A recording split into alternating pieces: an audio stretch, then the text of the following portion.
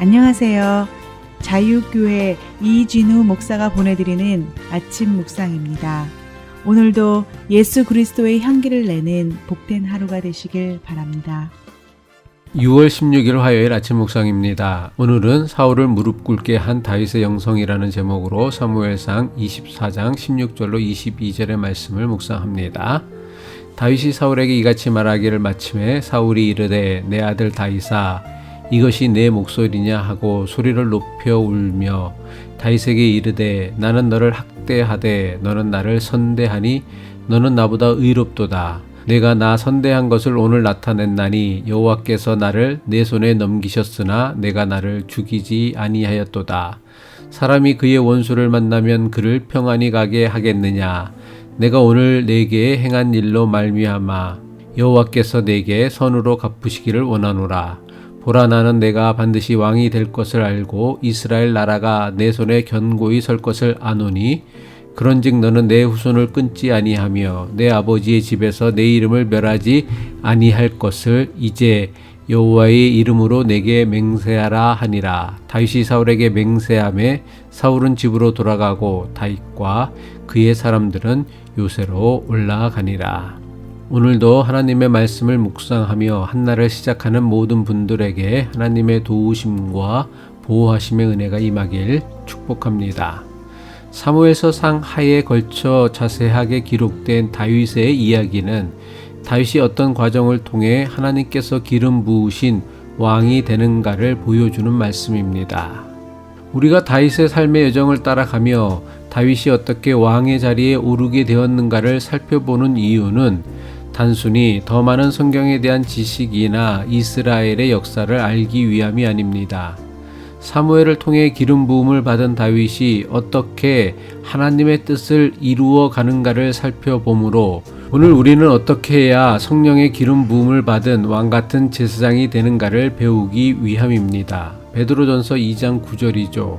그러나 너희는 택하신 족속이요 왕같은 제사장들이요 거룩한 나라요 그의 소유가 된 백성이니 이는 너희를 어두운 데서 불러내어 그의 기이한 빛에 들어가게 하신 이에 아름다운 덕을 선포하게 하려 하심이라. 베드로는 하나님의 부르심에 응답하여 하나님의 자녀가 된 우리를 왕같은 제사장이며 거룩한 나라여 그의 소유된 백성이라고 했습니다. 우리는 성령의 기름 부음을 받은 왕같은 제사장으로서 세상을 하나님께로 인도하는 사명과 책임을 부여받았습니다. 오늘 우리가 다윗의 생애를 묵상하는 것은 어떻게 사는 것이 우리에게 주어진 왕같은 제사장의 사명과 책임을 감당하는 것인지를 발견하고 배우기 위함입니다.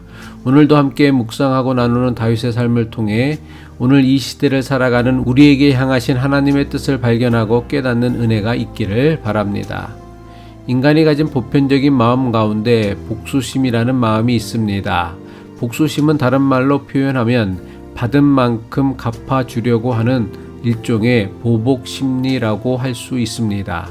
복수심이든 보복심리든 자신이 받은 만큼 갚아주려는 마음은 남들보다 악하거나 심성이 특별히 나쁜 사람만이 가지는 잘못된 마음이 아닙니다. 사람이라면 누구나 가지고 있는 보편적인 마음이 받은 대로 갚아주려는 보복심리입니다. 다른 사람에게서 부당한 대우를 받거나 피해나 손해를 입어 분개한 적이 있습니까? 그리고 안갚음을 하고 싶은 충동을 느껴보셨습니까? 아마 우리 모두는 살면서 이런 감정, 이런 심정을 느끼며 살아갈 것입니다. 분명히 말씀드리지만 이런 마음은 결코 악하거나 나쁜 사람만 가지는 나쁜 생각이 아닙니다. 사람이라면 누구나 가질 수 있는 보편적인 마음입니다. 받은 대로 갚아주는 것은 사사로운 복수가 아니라 지나친 복수를 막고 정의를 바로 세우기 위한 구약시대의 전형적인 방법이었습니다. 레위기 24장 19절로 20절의 말씀이죠. 사람이 만일 그의 이웃에게 상해를 입혔으면 그가 행한 대로 그에게 행할 것이니 상처에는 상처로 눈에는 눈으로 이에는 이로 갚을지라. 남에게 상해를 입힌 그대로 그에게 그렇게 할 것이며 눈에는 눈, 이에는 이.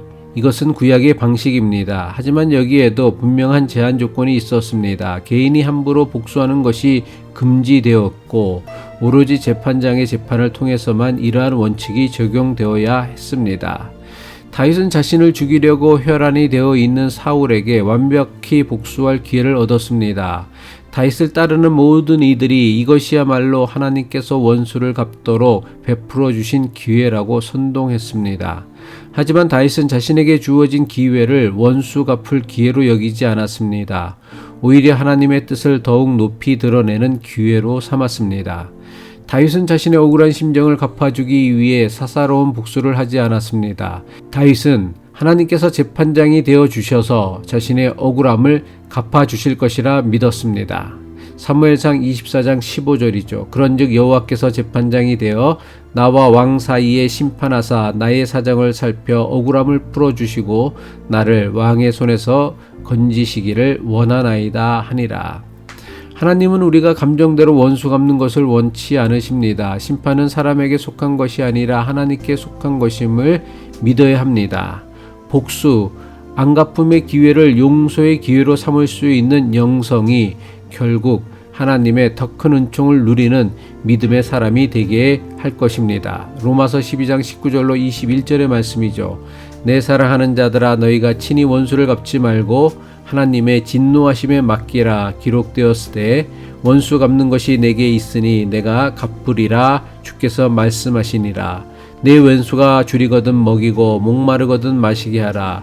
그리함으로 내가 숯불을 그 머리에 쌓아 놓으리라. 악에게 지지 말고 선으로 악을 이기라. 죄나 악을 용납하고 인정하라는 것이 아닙니다. 다른 사람의 잘못과 죄를 무조건 참고 견디라는 것도 아닙니다. 하나님의 진노하심에 맡기라는 것입니다. 사람이 보복하면 보복이 반복됩니다. 사람이 복수하면 복수가 반복됩니다. 그야말로 악순환의 연속입니다. 따라서 최고의 복수는 응징이나 보복이 아니라 용서입니다. 사람에게 받지 못한 응징이나 보복은 반드시 하나님 앞에서 하나님께 받아야 하기 때문입니다. 모든 죄악은 반드시 하나님 앞에서 심판을 받을 것입니다. 용서는 기독교 신앙에 있어서 매우 중요한 영성입니다. 우리가 왜 용서하지 못합니까? 하나님의 절대적 주권과 심판을 믿지 않기 때문입니다. 하나님의 심판이 있음을 부인하기 때문입니다. 사울은 자신을 충분히 죽일 수 있었던 완벽한 기회가 있었음에도 자신의 겉옷 자랑만 배웠다는 다윗의 이야기를 들었습니다. 다윗의 이야기를 들은 사울은 다윗 앞에서 소리 높여 울며 자신의 잘못을 고백하고 다윗을 축복합니다. 사울의 입으로 장차 다윗이 이스라엘이 왕이 될 것이라 인정하게 만든 것입니다. 사울의 무릎을 꿇게 한 것은 골리앗을 무너뜨린 다윗의 용맹한 믿음이 아니었습니다. 사울을 죽일 완벽한 기회가 있었음에도 사사로이 복수하지 않았던 다윗의 자비와 용서의 믿음이었습니다. 사무엘상 24장 16절로 17절이죠. 다윗이 사울에게 이같이 말하기를 마침에 사울이 이르되 내 아들 다윗아 이것이 내 목소리냐 하고 소리를 높여 울며 다윗에게 이르되 나는 너를 학대하되 너는 나를 선대하니 너는 나보다 의롭도다. 물론 사울은 이 사건 이후에도 여전히 다윗을 죽이려 했습니다. 사울은 다윗을 죽여서라도 하나님의 뜻이 이루어지지 않도록 막으려 했습니다. 하지만 역사는 선을 악으로 갚으려는 사울의 뜻대로 되지 않았습니다. 하나님의 뜻을 거스르는 사울의 생명을 다윗의 손이 아닌 블레셋과의 전쟁을 통해 거두어 가셨습니다. 반면에 자신을 죽이려 했던 사울을 선대하였던 다윗은 이스라엘 역사에서 가장 위대한 왕이 되었습니다. 완벽해 보이는 복수의 기회는 하나님께서 복수하라고 주신 기회가 아닙니다. 자비와 용서를 통해 하나님의 사랑을 드러낼 기회로 주신 것입니다. 기도드리겠습니다. 공의의 하나님, 우리의 마음엔 여전히 용서하지 못하여 생긴 응어리와 분노가 있습니다. 용서하지 못하여 응어리와 분노를 품고 사는 우리의 연약함을 긍휼히 여겨 주시옵소서. 속히 이 땅에 하나님의 공의가 실현되어 응어리진 우리의 마음을 치유하시고 회복하여 주시옵소서. 예수 그리스도의 이름으로 기도합니다.